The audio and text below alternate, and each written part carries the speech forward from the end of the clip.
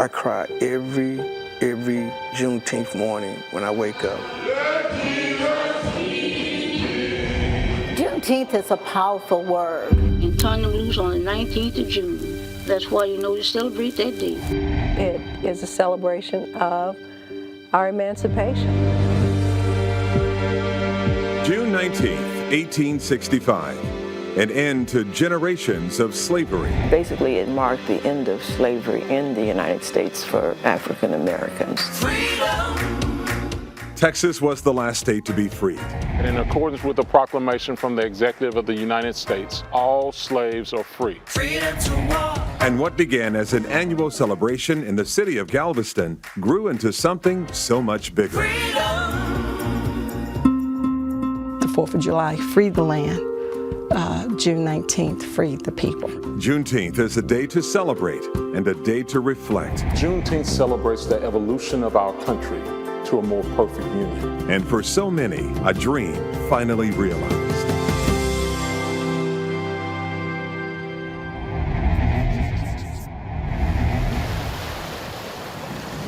Along these shorelines, the history of Galveston, Texas runs as deep as the ocean. It's a place of many firsts, including the birthplace of Juneteenth. Hi, I'm Calvin Hughes. The death of George Floyd sparked a racial reckoning in this country and led to Juneteenth becoming a national holiday, a word that equals freedom, celebrated since 1865. But what does it really mean? And why does it matter? The portrayal of American slavery in historical pictures and depictions give only a glimpse into the harsh reality of the generations who suffered. From the moment they were captured from their countries, Africans were sent to port cities where they were stripped of their clothing, final possessions, and their humanity.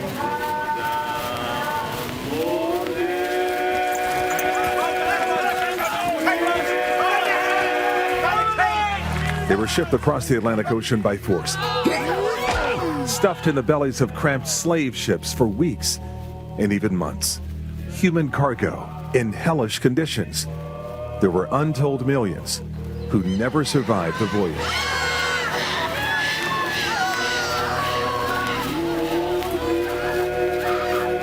My name is Fountain Hughes. I was born in Charlottesville, Virginia. My grandfather belonged to Thomas Jefferson. Audio interviews with former slaves are stored in the Library of Congress. In this audio clip, a man named Fountain Hughes tells of a dreadful decision he would make if forced into bondage and servitude again. You know what I'd rather do? If I thought, had any idea, that I'd ever be a slave again, I'd take a gun and just end it all right away. Because you're nothing but a dog. The institution of slavery was profitable from the moment it reached American ports. Archival documents illustrate how slaves were advertised and sold. A choice cargo, the flyer says, of about 250 fine, healthy Negroes just arrived from the Windward and Rice Coast. The prices for slaves could net hundreds, even thousands of dollars. For those who tried to run away, the bounties could fetch a fortune. Those recaptured and returned to their slave owners, the punishment on the plantation could lead to amputation, mutilation, and even death. There are people who lost limbs, lost their sight, and even though they were impaired in some way, they still were required to do certain chores. Tommy Boudreau is an historian born in Galveston whose own family tried to hide the dark realities of slavery. Sometimes we were treated like the livestock. We're branded. You were branded. For young, healthy children, there was always a high value.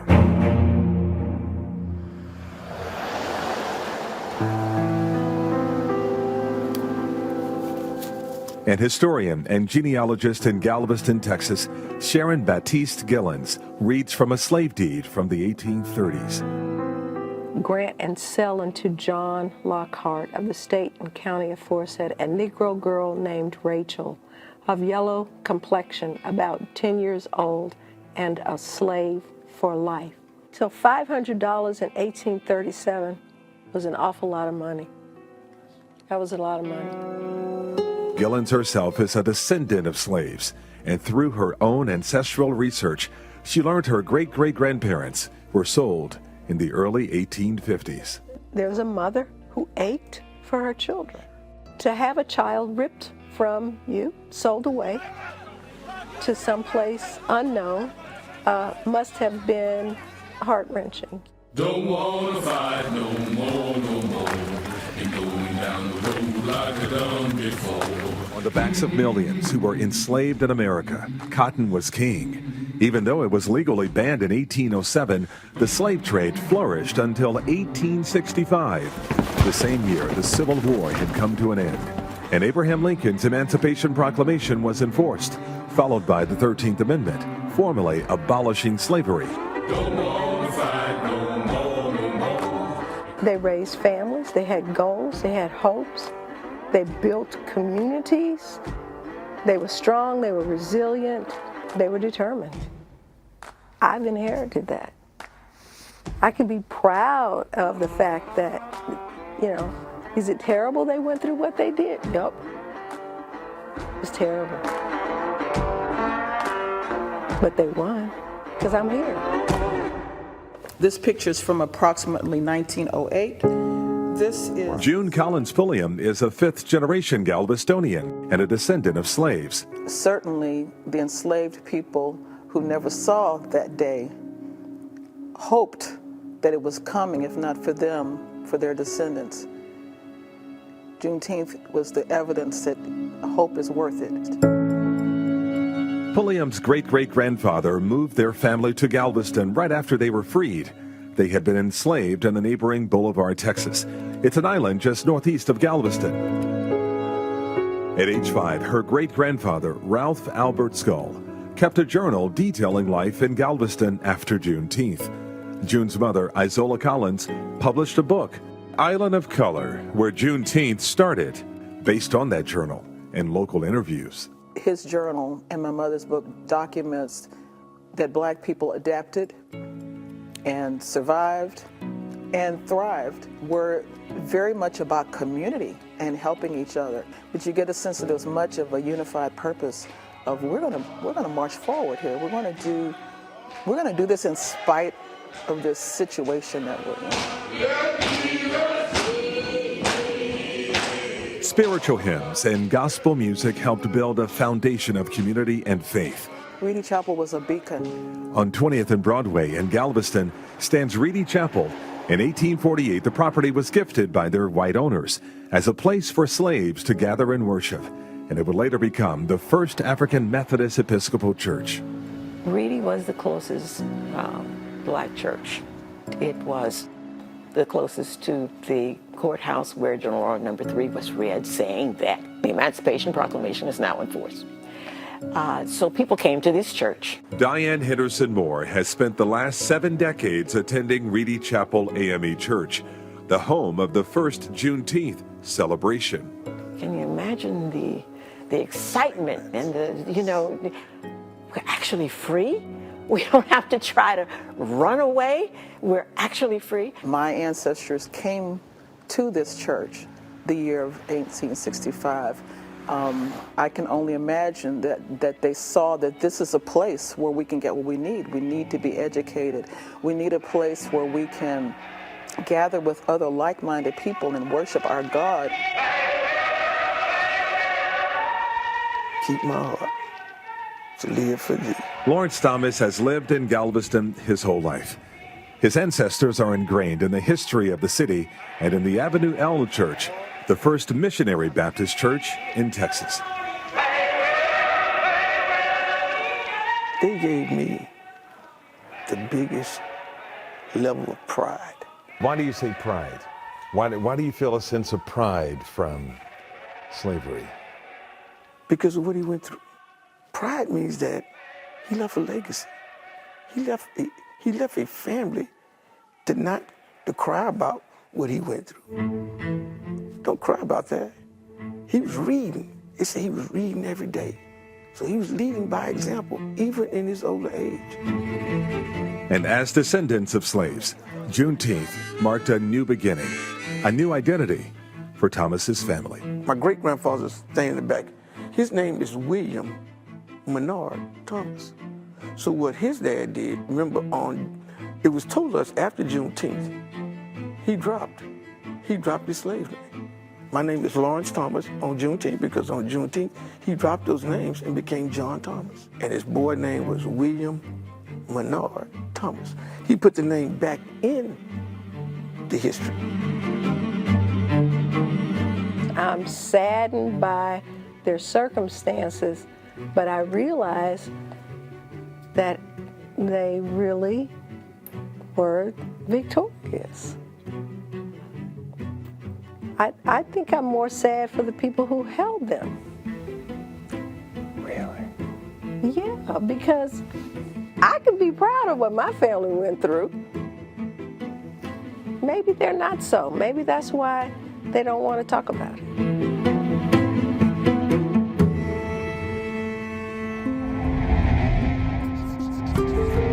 Coming up, This was placed here in 2014. we take you to the birthplace of Juneteenth. The 4th of July freed the land.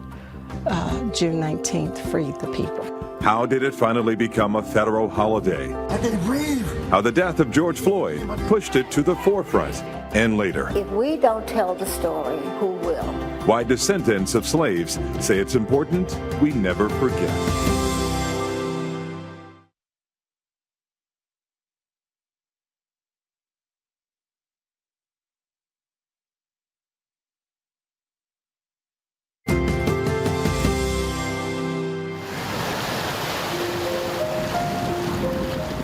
The quiet, beachside town of Galveston, Texas, is a popular tourist destination.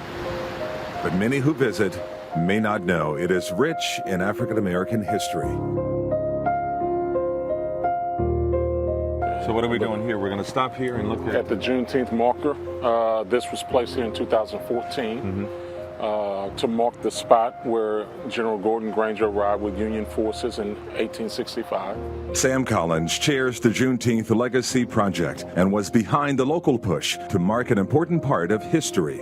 We've tried to reimagine this space and change the energy of this 2200 block, which once housed several auction houses where human beings were traded and labor was exploited. Collins partnered with Galveston's NIA Cultural Center, a local nonprofit, to create the Absolute Equality mural, depicting the story of Juneteenth and give the once negative space a positive meaning. Lincoln with the Emancipation Proclamation, and then we have Gordon Granger. You have United States colored troops standing behind Granger.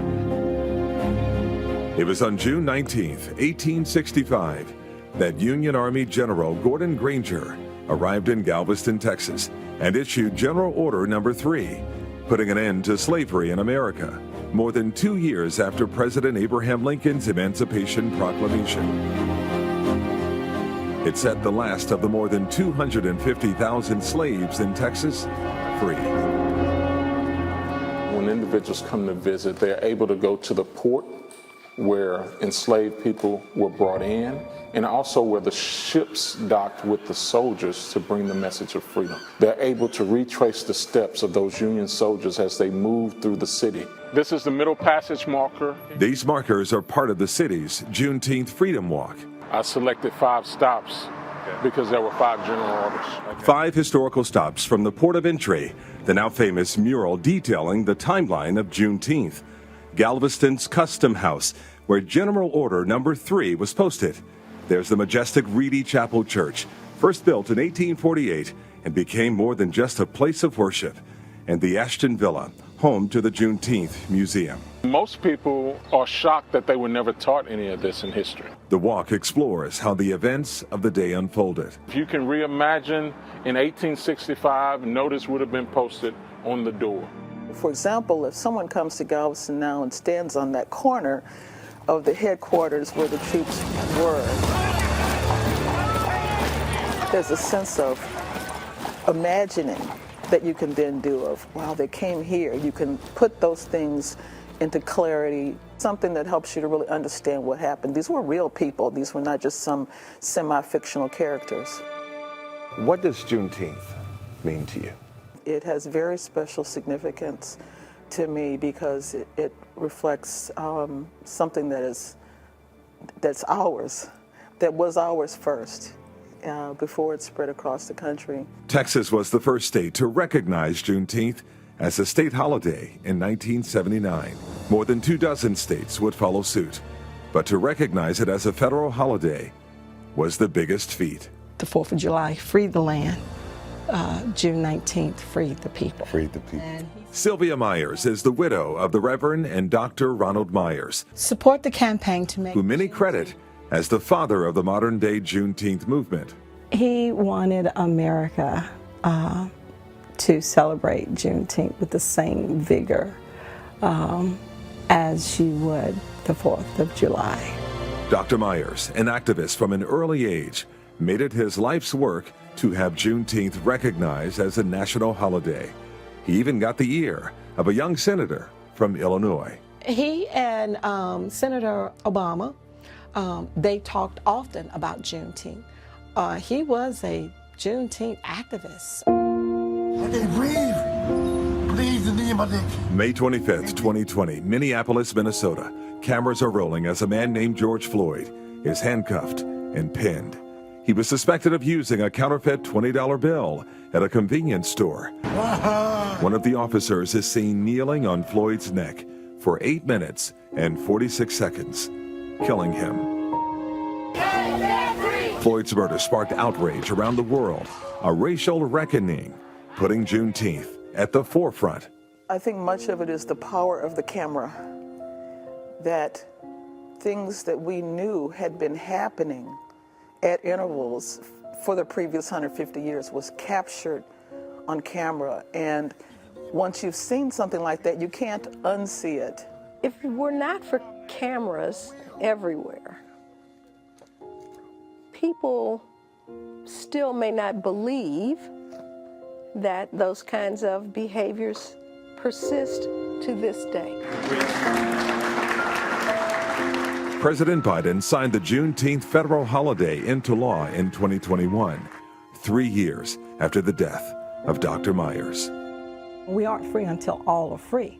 And he knew that celebrating just the 4th of July by itself did not complete America's freedom, but celebrating June 19th and the 4th of July completes the celebration of America's freedom. But where do we go from here? Let's learn why we're celebrating. What was it that made it special enough that we have to celebrate, commemorate the emancipation of these people? We still are fighting for equal rights. Absolute equality? Absolute equality. I pray that it hopes that it gives them the fire to find out about themselves, to go find their history, and they'll be shocked. Why does it matter at all? Why does July 4th matter? For the same reason. It's an important day that documents something that happened that changed the course of society. It changed the course of society. I can think of no other reason better than the fact that it is our July 4th. It's our Independence Day.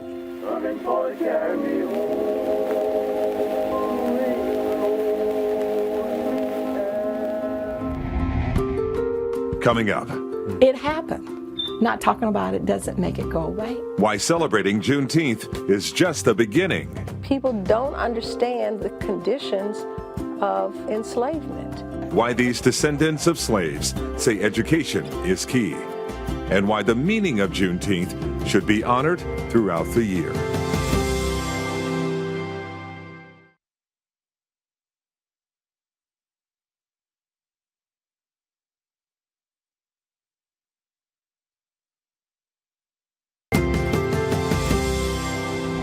Nobody knows the trouble I see. The slaves of Texas were the last to be freed in America on Juneteenth, but freedom was not won so quickly. As soon as the larger society realized we're going to have to change everything, they said, no, we're reversing this. We're bringing in Jim Crow. We're going to do everything we can to somehow make things the way they were without calling it slavery. Jim Crow and black codes would follow, legalizing segregation in the South. It would marginalize African Americans, denying them the right to vote, dictated how they could work, and denied them an education. We stand on their shoulders. Tommy Boudreau and the Galveston Historical Foundation helped create And Still We Rise, Galveston's Juneteenth Story, an exhibit chronicling the plight of African Americans in America in the city's historic Ashton Villa. Constructed in 1859, Ashton Villa is one of the first brick structures in Texas built by slaves. I want them to leave this exhibit to know it did happen. Slavery did happen. Outside stands a statue honoring the work of former Texas Representative Al Edwards, who helped make Juneteenth a state holiday. Now, I think the younger generation, they're waking up and realizing that the stories they've been told over the years, they're all lies. She, like so many others, believes education is paramount to understanding the plight of African Americans in American history, to keep the past from repeating itself. There are people who don't believe what happened. Only through looking at the facts can we know exactly what happened. The truth is what we're missing. Good, bad, it's a part of our history. And I believe in that. If you don't know your history, it's bound to be repeated. People talk about the Holocaust. Does anybody ever say, hey, that makes me uncomfortable, let's not talk about it? They don't. But in order for America and for us to heal, we need to talk about it. It's a mistake to think that only black people need to know about things that black people have done or experienced, because the African American experience is tightly woven into the entire American experience. You cannot extricate one from the other. I think that celebrating is wonderful, but just remember that we have so much more to do.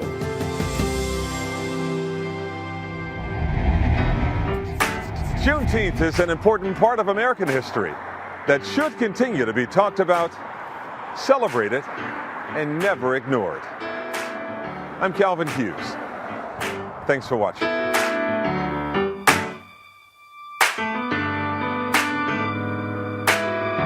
Come together,